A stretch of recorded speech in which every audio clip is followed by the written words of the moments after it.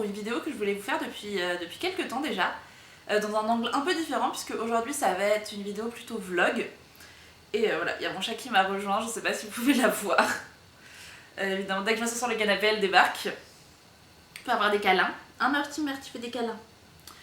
Donc voilà, pardon, excusez-moi, je me suis perdue. Donc ce que je voulais dire, c'est une vidéo que je voulais faire depuis très longtemps, une vidéo vlog qui va être plutôt un read with me.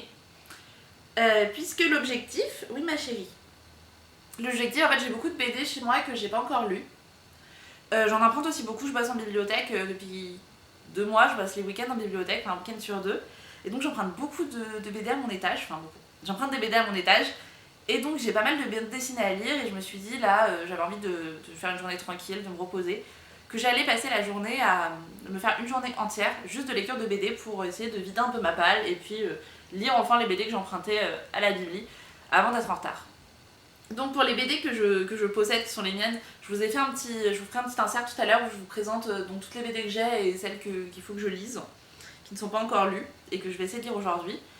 Et sinon pour celles que j'ai prises en bibliothèque, et ben je vais vous les montrer tout de suite. Donc pour commencer, excuse-moi Mortimer, on a celle-ci, donc, qui s'appelle Goupil-Loufaz de Lou Luby. Et donc c'est un témoignage, c'est le témoignage de Lou Luby qui souffre d'une maladie, d'un trouble de l'humeur qui s'appelle la cyclothymie. Donc qui est une forme allégée des troubles bipolaires, et qui dans cette BD témoigne de sa maladie et de son quotidien avec elle. Et donc sa maladie est personnifiée comme un petit renard qui est ici et qui l'accompagne au quotidien. C'est une BD dont j'avais beaucoup entendu parler à sa sortie, et je l'avais pas acheté, je l'avais pas lu, mais elle me faisait très très envie, et donc je suis tombée dessus par hasard quand on rangeait le secteur santé, et je me la suis prise, donc j'aimerais bien la lire. Donc voilà, est-ce que ce sera aujourd'hui, est-ce que ce sera un autre jour, parce que vous allez voir, j'en ai quand même beaucoup à lire, et que je suis pas sûre que je vais passer officiellement vraiment toute ma journée à lire, mais voilà, ça fait partie des BD que j'aimerais lire. Donc voilà, il y a celle-ci. Ensuite, un ouvrage qui en fait pas vraiment une BD, je vais vous montrer. C'est je sais pas trop comment la présenter, mais je la classe un peu en BD. C'est un album pour adultes. Il y a pas mal de textes, mais il y a aussi des illustrations. C'est pas un roman, c'est... Voilà, je sais pas trop comment vous présenter ce livre, qui a quand même pas mal de textes, hein, donc il va se lire beaucoup moins vite, beaucoup plus lentement qu'une BD, on va dire classique. Et donc dans ce livre, on suit, c'est un témoignage, c'est la biographie, l'enquête de Nora Krog, donc qui est l'autrice, qui vient d'une famille originaire d'Allemagne, une famille allemande. Elle est adulte, elle habite aux États-Unis. Je sais pas si sa famille habite toute aux États-Unis ou pas, ou si c'est elle qui s'est exilée à l'âge adulte. On va le découvrir. Et donc elle rentre en Allemagne, dans la ville de sa famille, vers Karlsruhe. Et elle va essayer donc de retracer l'histoire de son grand-père maternel et de sa famille, donc depuis pendant la guerre notamment, et les années d'après. Mais notamment dans la Seconde Guerre mondiale, et c'est la question, voilà, c'est tout un questionnement sur ses origines, notamment à travers un pays et une histoire familiale qui est marquée par le totalitarisme, par le fascisme et par des crimes de masse. Donc voilà, et donc avec ce titre qui s'appelle Heimat, donc ça s'appelle Heimat, loin de mon pays, et Heimat c'est un terme allemand qui veut dire... qui signifie la patrie, mais pas dans le sens du terme patrie en français, c'est vraiment... Heimat, c'est quelque chose de personnel, de sentimental, c'est l'endroit d'où l'on vient, il y a quelque chose de vraiment... il n'y a pas quelque chose de nationaliste comme dans patrie, enfin... Voilà, il n'y a pas ce côté grandiloquent, c'est vraiment Heimat, c'est son chez-soi. Il y a ce côté-là de l'endroit où on commence, alors eux ils le disent, l'endroit où on commence à se construire, où on a commencé à se construire, entre autres. Mais voilà, c'est vraiment un truc assez personnel, d'où l'on vient. Donc ça peut être ce petit bout, ça peut être un tout petit endroit, c'est pas... Qu'est-ce que tu fais? Tu t'es coincé la patte. Bah oui, tu t'es coincé la patte. Ah bah c'est malin ça, voilà. Excusez-moi. Donc voilà. Donc je suis très très pressée. Je m'en souviens que quand j'étais au lycée, une copine nous l'avait présenté au club de lecture et il m'avait fait envie et je l'avais pas lu. Et voilà. Et je suis tombée dessus par hasard en rangeant à nouveau et donc je l'ai pris. Donc voilà, ça je pense que je vais le lire aujourd'hui. Et ensuite, alors il faut savoir que dans la bibliothèque où je travaille, je suis sur un étage où donc j'ai tout ce qu'on appelle le pôle société, donc c'est société civilisation, donc c'est En gros, sciences humaines au sens large, donc histoire, géo, sciences politiques, sciences sociales, droit, éco, enfin voilà, sociologie, psycho, philo. Ça, c'est toute une partie de mon étage. Et l'autre partie de mon étage, c'est toute la partie, ce qu'on appelle sciences et loisirs, donc bon, tout ce qui est sciences, santé, sport, cuisine, ateliers créatifs, agriculture, enfin voilà, tout ça. Donc je travaille sur ces deux secteurs, donc la plupart des BD que je prête, enfin toutes les BD quasiment que je prends, que j'ai pris à la bibliothèque, c'est des BD d'histoire, puisque voilà, c'est ce qu'on a à la bibliothèque. Enfin, sur mon étage, parce qu'on a beaucoup d'autres choses, hein, mais donc à l'étage où je travaille, c'est ce qu'on a. Et donc ensuite, j'ai ces deux bandes dessinées là, qui sont une série en 2 tomes, une histoire en 2 volumes, qui raconte, donc il s'appelle Le frère de Göring, et qui raconte, comme son nom l'indique, l'histoire du frère de Göring, donc qui s'appelle Albert, et qui est le frère donc, de Hermann Göring, donc Hermann Göring qui était une des plus grandes figures du Troisième Reich, et un des plus proches d'Hitler. Et son frère, lui a été résistant, et a aidé notamment à sauver des juifs. Et dans et donc voilà, ces deux BD racontent son histoire, parce qu'à la fin de la guerre, il est arrêté et soupçonné d'être, de par son nom, d'être lui-même un nazi et d'avoir participé au régime nazi et à la solution finale, etc. Et donc, alors qu'au contraire, et donc voilà, ces deux BD racontent son histoire, je suis assez pressée de la découvrir, ça m'intéresse beaucoup. Donc voilà, et enfin, dernière BD, j'ai une thématique, hein, comme vous le voyez, mais vous le savez depuis que vous êtes sur la chaîne, si c'est pas la première vidéo que vous regardez, j'ai une thématique résistance, Seconde Guerre mondiale. Donc ensuite, j'ai celle-ci, Femmes en résistance, qui est une série de BD, visiblement, parce qu'il y en a 4. Alors celle-ci, c'est la première. La numéro 2, donc on avait fait les 2 premières à la bibliothèque, je crois. La numéro 2, c'est sur Sophie Scholl. Et je l'avais pas empruntée parce que donc j'ai emprunté il y a quelques semaines, et à l'époque, c'était la semaine de la journée d'amitié franco-allemande, donc du 22 janvier. Et donc on avait fait une table justement sur l'amitié franco-allemande, les relations franco-allemandes, etc. et sur l'histoire de l'Allemagne et notamment les grandes figures allemandes. Et donc j'ai sacrifié la BD sur Sophie Scholl pour la mettre sur la table. Pardon, j'ai la voix prise. Donc j'ai sacrifié cette BD puisque je connais déjà l'histoire de Sophie Scholl, qui est un personnage de l'histoire que j'adore. Je vous invite à découvrir, qui est une résistante allemande formidable. Mais je ne connaissais pas Amy Johnson, qui est celle qui est présentée dans ce livre-là. Et donc, Amy Johnson est une des grandes figures de l'aviation britannique, visiblement. Donc voilà, donc ça fait partie, donc c'est sa biographie en BD. C'est pas forcément les dessins que je préfère, mais c'était plus l'occasion de découvrir une figure de la résistance que je ne connaissais pas, puisque je connais moins les figures engagées britanniques. Donc voilà. Donc un peu, voilà, les quelques BD que j'ai pris à la bibliothèque, plus celle que moi je possède, donc je vais vous mettre l'insert maintenant, voilà. Alors, côté BD que j'ai, je sais pas si vous allez bien voir. Alors déjà, vous avez mon chat juste au-dessus qui fait son petit cinéma, voilà. Et donc, côté BD, celle que je veux lire et celle que j'ai lue. Donc on commence par Podum, que j'ai déjà lu, que j'adore, qui est incroyable là. Il faut absolument que vous découvriez cette BD si c'est pas le cas. Ensuite, en BD qu'il faut que je lise, la plupart de mes BD je les ai pas lues, enfin il y en a beaucoup que j'ai pas lues. Donc j'ai Révolution, donc une BD sur la Révolution française, qu'il faut absolument que je découvre, mais qui est énorme comme vous pouvez le voir. Et donc j'avoue, elle me fait un petit peu peur, mais voilà. Il va falloir que je découvre celle-ci. Là c'est un album, L'école des loisirs, c'est Auto, de Tommy Ungerer, qui est un album que j'adorais quand j'étais petite, que je me suis racheté à Montreuil cette année. Donc voilà, peut-être que je vais le relire. Là pareil, j'essaie de vous faire la mise au point, c'est un de mes achats de Montreuil. Ça vient de La ville qui brûle, c'est une BD sur le personnage d'Antigone, qui est un personnage que j'adore. Donc pareil, il faut que je la découvre. Miss Davis, c'est une biographie d'Angela Davis, que j'ai commencé, je crois que j'ai jamais fini, donc pareil, va peut-être falloir, je vais la lire. Est-ce que ça sera aujourd'hui ou pas, on verra bien. Blanc autour, super BD que je disais, je suis désolée, ça tremble, c'est horrible.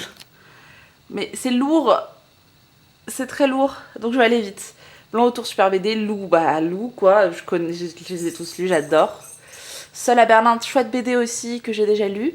Le cœur des femmes, donc adaptation en BD de mon roman préféré, donc faut que je le lise, faut que je le découvre, puisque ce n'est pas encore le cas. Radium Girl aussi, déjà lu, incroyable. Pucelle et Algues vertes, c'est des cadeaux, je les ai pas lus, c'est pas forcément les BD qui me tentent le plus, mais Voilà, si j'ai le temps aujourd'hui, je les lirai peut-être, en fonction de mes envies. J'ai celle-ci aussi, qui est une autre Antigone, que j'ai achetée à Montreuil aussi, qui est une adaptation contemporaine d'Antigone. Ça, c'est ma maman qui l'avait acheté, qu'un jour elle était chez moi, elle me l'a laissé, je ne l'ai pas lu, on verra si je le lis là maintenant ou pas. Ensuite, cette collection-là, les Catel et Bouquet de biographie de femmes, j'adore. Il y a Alice Guy qu'il faut encore que je lise, qui est le tout dernier, les autres je les ai lus, et il me manque plus que Kiki de Montparnasse pour terminer ma collection. Et de ce côté-là, alors, les loups. Voilà, ça c'est l'intégrale, Lou Sonata, incroyable. Le truc de mon enfance. Ça c'est mon cadeau de Noël de ma maman, enfin un de mes cadeaux de Noël de ma maman. Donc faut que je la lise. Ça, BD sur Simone Veil, l'immortel, incroyable. Chouette BD, bienvenue aussi, mais j'ai pas acheté les tomes suivants. Ces deux-là, je les ai commencés, je les ai pas terminés parce que Liv Strömquist, bah ça se lit pas d'une traite, c'est costaud, mais donc je vais peut-être les reprendre parce que c'est vraiment incroyable, Liv Strömquist. Les BD de Quentin Dupion, j'adore, incroyable, voilà, les deux BD de Quentin Dupion que j'ai. Je vous conseille si vous ne connaissez pas. Et Les Mouse, que je n'ai pas lu non plus, qui est un classique de la BD qu'il faudrait que je lise. Donc aujourd'hui ou pas, je ne sais pas. Mais voilà, un peu ma petite collection de BD. Elle n'est pas énorme, mais il y a quand même pas mal de trucs qu'il faut que je découvre.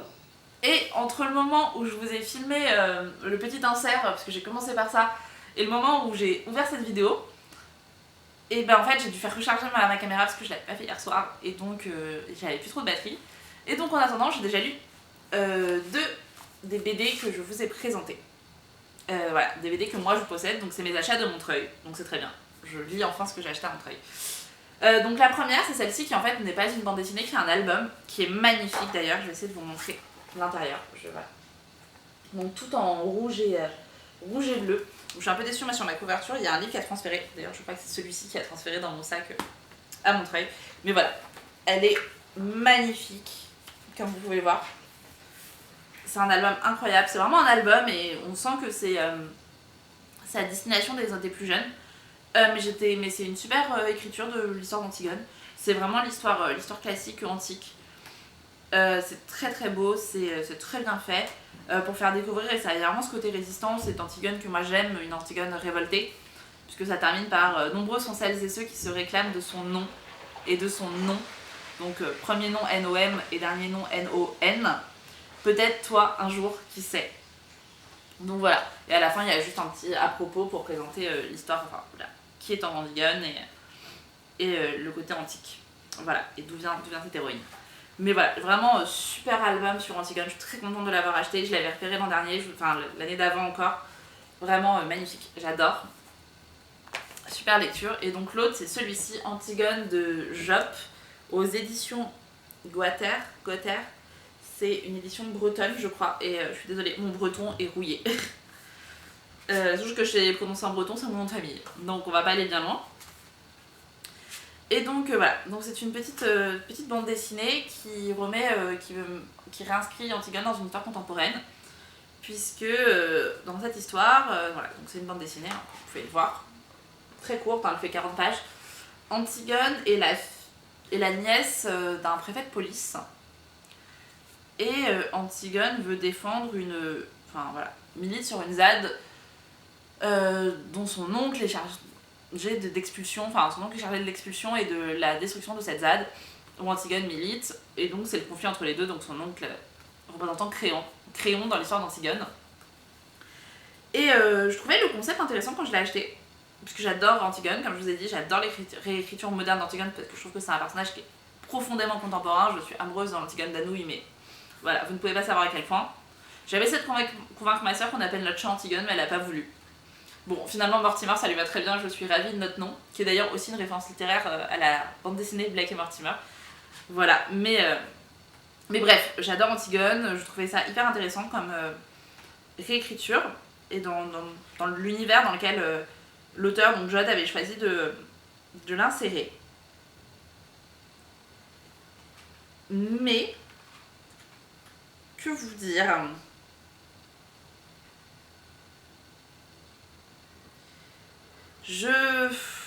ça ne m'a pas, j'ai pas été convaincue. Voilà, j'ai pas envie d'être méchante avec ce texte, mais en fait je trouve qu'il est très très court. Il est très très court, et ce qui fait que j'ai l'impression qu'ils ont dû tout, en fait il n'y a aucune narration, et comme le texte est très court, ils ont dû tout condenser dans des dialogues qui font que je trouve le personnage Antigone très cliché, celui de Créon aussi d'ailleurs. Mais je trouve que c'est très cliché, c'est pas réaliste, enfin, j'ai presque... Je sais que c'est pas du tout le but, etc. Mais j'ai presque eu l'impression qu'on se moquait d'un... Enfin, non, pas qu'on se moquait, parce que je sais que c'est pas du tout l'objectif recherché. Mais voilà, j'ai trouvé que on en faisait une petite gamine un peu pourri gâtée. Enfin, la façon dont c'est fait, dont c'est écrit, dont elle parle. Alors, je sais qu'on reprend... Il y a beaucoup de phrases qui sont reprises du texte d'Anouilh. Beaucoup de citations.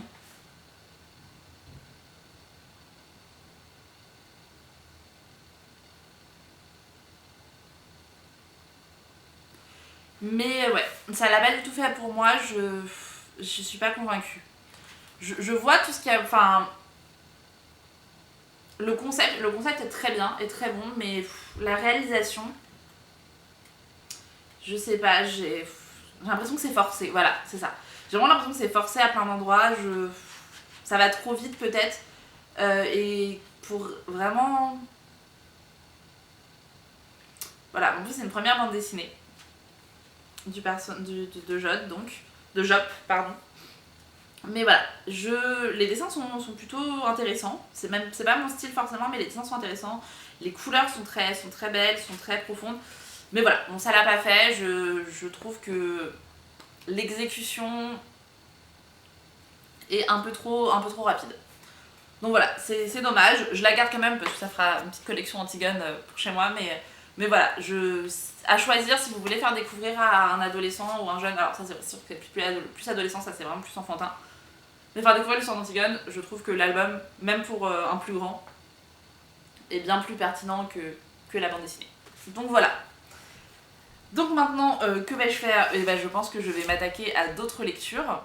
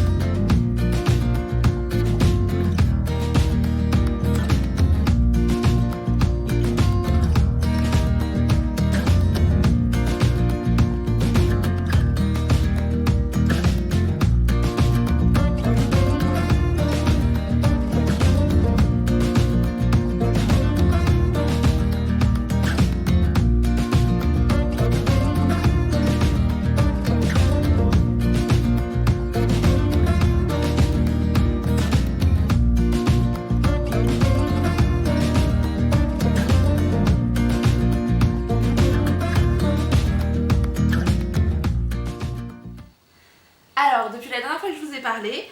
J'ai fini 3 nouvelles BD. Entre temps aussi j'ai déjeuné, j'ai regardé un peu, j'allais dire une série mais non en fait j'ai traîné sur TikTok et je me suis changée. J'ai rajouté mon énorme sweat plaid qui est immense, qui m'arrive aux genoux parce que j'avais froid et donc comme ça je suis bien au chaud pour continuer à lire cet après-midi. Mais avant ça je vais vous présenter donc les 3 BD que j'ai lues ce matin. Donc j'ai lu les BD que je vous présentais, donc Le Frère de Göring. Donc les 2 tomes, donc le premier c'est L'Ogre et le Chevalier, le second c'est Le Chasseur et son ombre. Donc c'est publié aux éditions Glénat et c'est écrit et dessiné par Arnaud Le Gouefflec et Steven Lejeune. Et j'ai beaucoup aimé, c'était extrêmement chouette, hyper intéressant. En fait on suit donc Albert Göring de son arrestation, du moment où il se constitue prisonnier à Salzbourg en Autriche, jusqu'à sa libération, et donc tous les entretiens et tout ce qui lui arrive, en fait, où il doit raconter pendant ses interrogatoires toute sa vie pendant la guerre, et pour prouver que il n'était pas comme son frère, et qu'au contraire, il a été résistant, et qu'il a participé à sauver des juifs et des résistants et des partisans en Tchécoslovaquie, et qu'il n'a pas du tout été un membre du parti nazi. Donc c'était hyper intéressant, très chouette BD, ça se lit très vite. Je vous les conseille si vous connaissez pas. Voilà, c'était très chouette. Et donc, troisième BD que j'ai lu, c'est celle-ci, donc dont je vous ai parlé tout à l'heure. Et honnêtement, c'était plutôt sympa.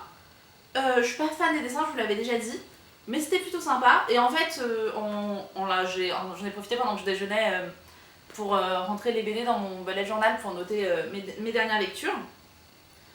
Et donc j'ai découvert, j'étais sur la page Babelio pour noter le nombre de pages, etc. Enfin bref. Et en fait, j'ai découvert des infos sur la BD que je ne savais pas. Parce que comme je vous ai dit, donc il y en a plusieurs. En fait, c'est une série en 4 tomes. C'est une série en 4 tomes, et en fait, donc c'est une série bouclée. Et moi, je pensais que c'est chaque tome une biographie. Et en fait, c'est le cas. Mais je pensais que moi, c'était vraiment des tomes indépendants. Et en fait, pas du tout. Ça commence par l'histoire d'une jeune femme qui, au décès de sa tante, trouve dans une boîte chez elle des papiers qui concernent 4 femmes, qui vont être les 4 femmes qu'on va suivre dans chaque album. D'ailleurs, chaque album, je crois que c'est un dessinateur différent. Et voilà. Et donc, il y a une intrigue contemporaine pour relier ces 4 femmes. Ce sont 4 résistantes. Voilà. Donc, après, en vrai, à la limite, pourquoi pas, mais en fait, il y a un personnage de journaliste suisse dans cette BD qu'on suit, qui rencontre, c'est grâce à elle qu'on découvre le personnage d'Emily Johnson. Et en fait, j'ai découvert sur la page Babelio que ce personnage n'existe pas et a été créé par les scénaristes pour relier les 4 femmes présentées dans l'histoire. Et c'est quelque chose que j'aime pas trop parce que je sais pas, ça me... j'ai l'impression que ça distord l'histoire, et en fait, si j'avais pas été sur la page Babelio, je ne l'aurais pas su. Alors, parce que c'est peut-être moi, peut-être que c'est noté quelque part. Mais voilà, je m'en étais pas forcément rendu compte. Et j'aurais cru que ce personnage existait et qu'il a un rôle très important à la fin. Enfin, au final, même si le destin d'Emily Johnson est le même, spoiler alerte, elle décède en mer quand son avion se crache à la fin. C'est une biographie, donc je vous spoil pas non plus. Mais voilà. On nous fait croire que c'est à cause de l'implication de cette journaliste.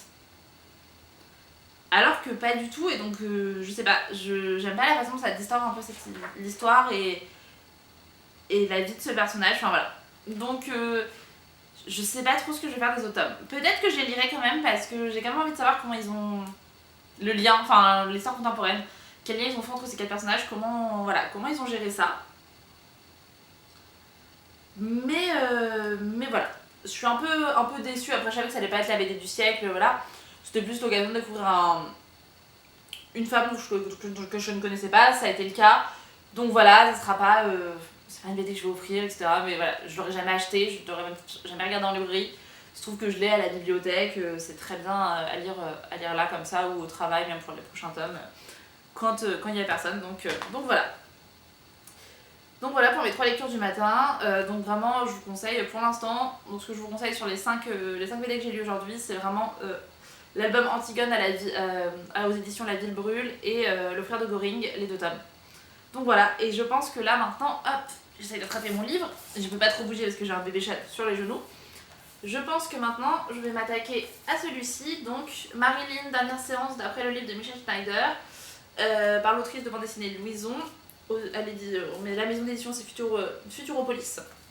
Voilà, et donc c'est le cadeau comme je vous ai dit, les Noëls de ma maman, et ça a adapté d'un roman de Michel Schneider, donc, où il raconte les derniers entretiens, les dernières séances entre Marilyn et son psychanalyste.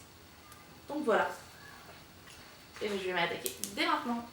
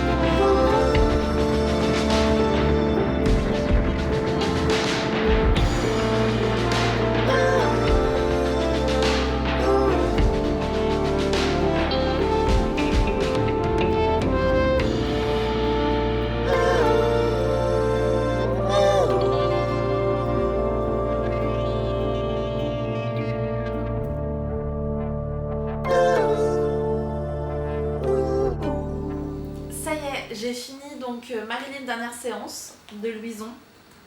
C'était une très très chouette BD, c'est la plus grosse que j'ai lue aujourd'hui puisque alors je sais pas trop où se place cette différence entre bande dessinée et roman graphique.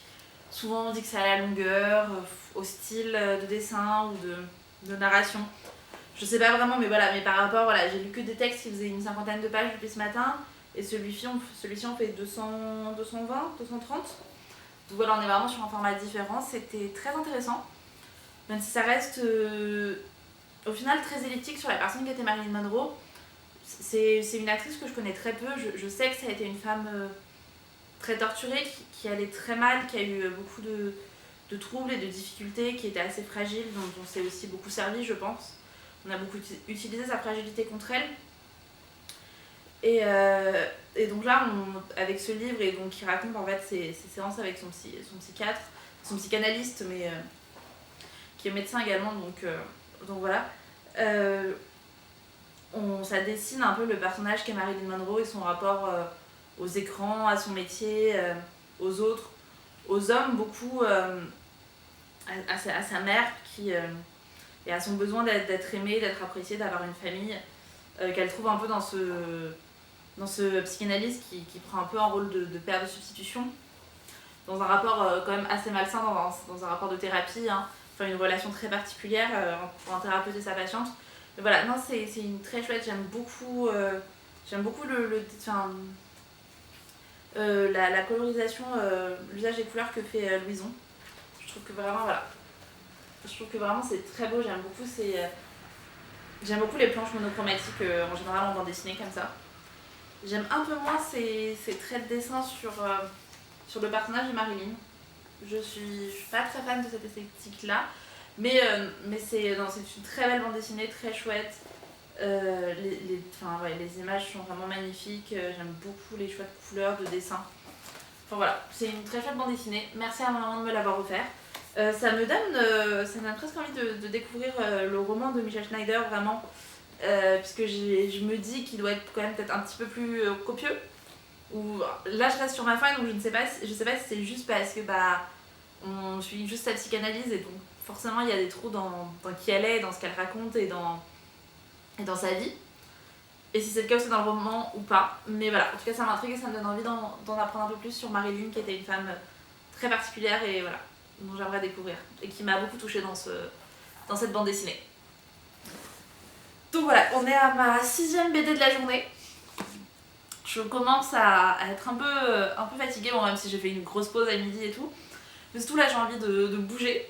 Donc je pense que je vais aller, j'allais dire m'habiller, mais je suis déjà habillée, on dirait pas, mais j'ai un pantalon en velours en dessous et un pull, enfin voilà, je suis habillée, je suis douchée depuis ce matin. Donc je vais plutôt enlever ce grand sweat là. Et me préparer, je pense que je vais aller me promener, je sais pas, enfin voilà, me promener dans Toulouse. Voir, peut-être faire un tour en librairie, mais juste faire du lèche-vitrine parce qu'il faut pas que j'achète de livres en ce moment. Voilà, parce que le budget est serré et j'en ai déjà acheté beaucoup au tout début du mois.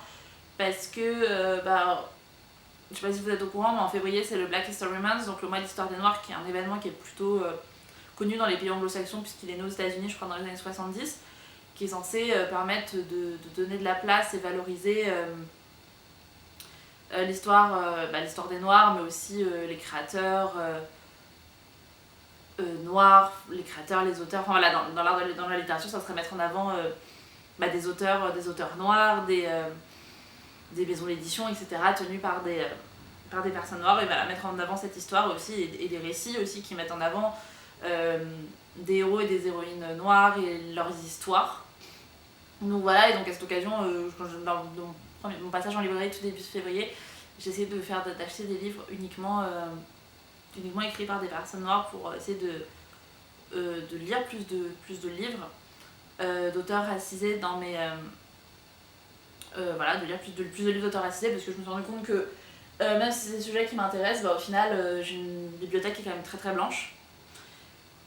Et que voilà, je vais être beaucoup plus consciente de ce que je lis et mettre en avant des auteurs qui sont pas forcément mis en avant tout le temps. Donc voilà, il y a plus d'auteurs racisés, donc c'était la première étape. Vous savez partie des livres que je suis en train de lire actuellement, je vous les présenterai dans un prochain update lecture quand ils seront lus. Mais voilà, bref, tout ça pour dire que j'ai fait un gros... j'ai dépensé 40 € en librairie genre le 2 février, donc pour le moment je me calme un peu en librairie, mais je vais aller me promener et je vais écouter comme ça mon livre audio. J'écoute en ce moment Carte sur table d'Agatha Christie. Oui c'est ça, Carte sur table d'Agatha Christie, qui est une enquête d'Hercule Poirot dans le cadre du challenge Rich Christie 2023. Je ne vais pas prononcer la date en anglais. Donc voilà, je sais plus si c'est pour le mois de février ou de janvier que je lis ça. J'ai un petit doute, mais voilà. Et donc je lis, d'habitude je lis sur Audible, j'écoute sur Audible, et là j'écoute sur, parce qu'il n'était pas sur Audible, et j'écoute sur Nextory. Vous savez, on entend parler sur une appli dont on entend beaucoup parler parce que quasiment toutes les youtubeuses ont eu des codes promo, etc. tout le Booktube, Booksta, BookTok Game avec des codes promo pour présenter. Donc moi je suis pas abonnée, mais ma petite sœur l'est, donc elle m'a prêté son compte pour que je découvre et que je puisse écouter mon petit livre. Donc voilà, donc je suis en train d'écouter ça pour le moment, et donc je pense qu'il me reste genre 1 heure ou 1 heure et demie. Donc j'allais me promener, peut-être pas le temps de le finir, mais voilà. Je vais aller faire un tour, me lever, me promener, peut-être que j'irai au café écrire, je ne sais pas encore. Mais voilà, donc je vous dis à tout à l'heure. Je vous retrouve, promis, ça a vraiment changé depuis tout à l'heure, même si je porte toujours le pull plaid que je vous ai dit que j'allais retirer. C'est juste que je suis sortie, je suis rentrée et je l'ai remis pour avoir bien chaud. Je peux pas m'asseoir convenablement parce que, je sais pas si vous voyez dans le bas de votre écran, il y a un bébé chat là qui m'a volé ma place. Donc je suis un peu une fesse sur le canapé, une fesse par terre. Mais c'était juste, voilà, je vous prenais juste pour conclure la vidéo, puisque donc depuis le dernier plan que vous avez vu, donc il était 15-16 heures. Effectivement je suis sortie, je me suis promenée le temps de terminer mon livre audio, donc j'ai fini Carte sur table d'Agatha Christie. Donc voilà, je suis contente. Je vous en parlerai dans un update lecture, puisque c'était pas forcément le propos de cette vidéo. Et je pensais potentiellement relire une BD ce soir, mais en fait je suis rentrée, je me suis posée, là j'ai dîné déjà, il est 20h quasiment, 20h passées je crois. Bah ça a sonné 20h, je sais pas si vous avez pu entendre, mais je crois que ça a sonné 20h à l'église qui est à côté. Donc voilà, et en fait là je me rends compte que je suis bien KO et tout, donc je pense que je vais aller me poser dans mon lit. Ça m'étonnerait que je relise une BD ce soir, je vais en prendre une au cas où, mettre sur ma table de chevet, mais je pense, même si j'en lis une, je pense que je la terminerai pas, si j'en commence une, donc voilà. Donc ça sera la fin de cette vidéo, donc au final, j'aurais lu en gros 6 BD. Alors c'est pas forcément des grosses BD, hein.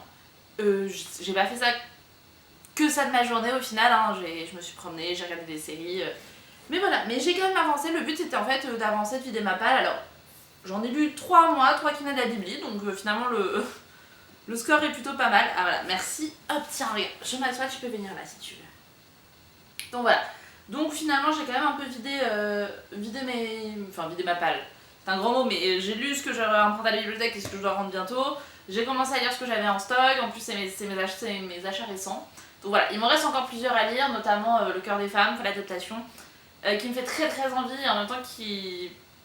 J'arrive pas à m'y mettre parce que j'ai tellement aimé le roman au moment où je l'ai lu que j'ai peur d'être déçue par la BD ou de pas retrouver ce que j'avais aimé dans le roman et qui m'avait époustouflée à l'époque. Donc voilà, donc j'ai du mal à y aller, mais je le lirai, promis.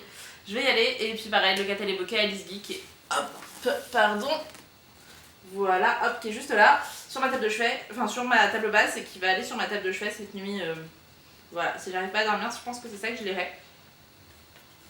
Mais voilà, bref, j'arrête de la mater parce que sinon je peux tourner en boucle pendant des heures, voilà. Mais voilà, c'était juste pour conclure cette vidéo, je suis très contente voilà, de mes lectures du jour, j'espère que ce vlog, Read With Me, deck lecture, je ne sais pas trop comment le présenter, vous a plu. Et n'hésitez pas à me dire si vous connaissez certaines des BD que j'ai lues ou s'il y en a qui vous ont fait envie. Voilà, et si vous avez des conseils de bande dessinée, pourquoi pas aussi, même si vous avez pu voir sur mon compte que c'est pas ce que je lis en priorité. Voilà, je suis toujours contente de découvrir de nouveaux trucs, donc si vous avez vos BD préférés, n'hésitez pas à me le mettre en commentaire. A bientôt, au revoir.